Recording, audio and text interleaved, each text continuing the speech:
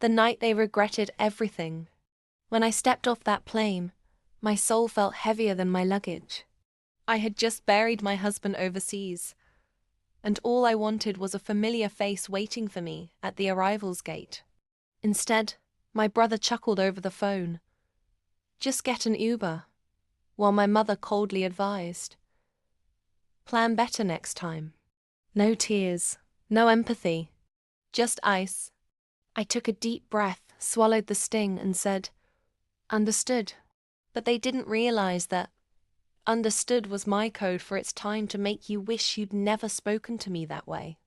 That night, while they were probably watching TV in their cozy living rooms, I was working behind the scenes. You see, my late husband was a renowned investigative journalist.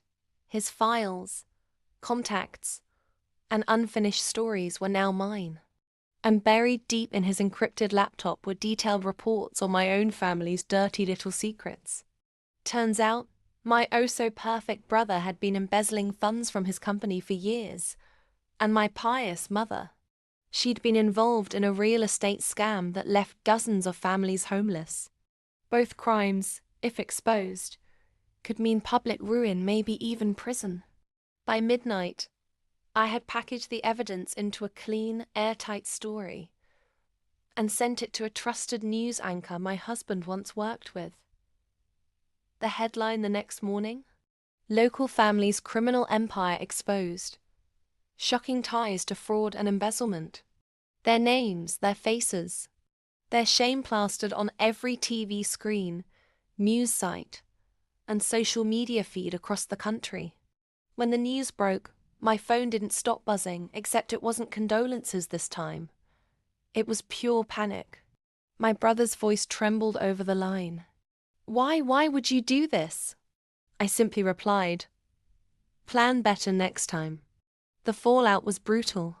The police raided my brother's office before noon.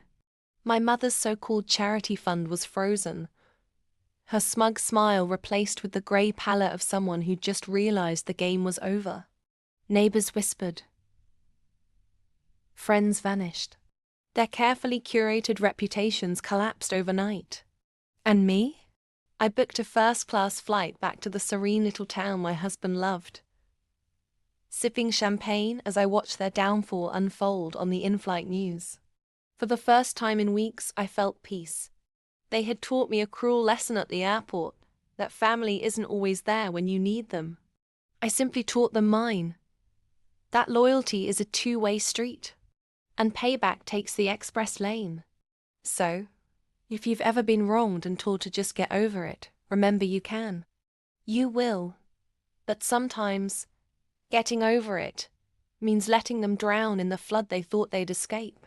If you love this twist-filled revenge story, hit that subscribe button on this channel for more stories that prove karma always knows your address.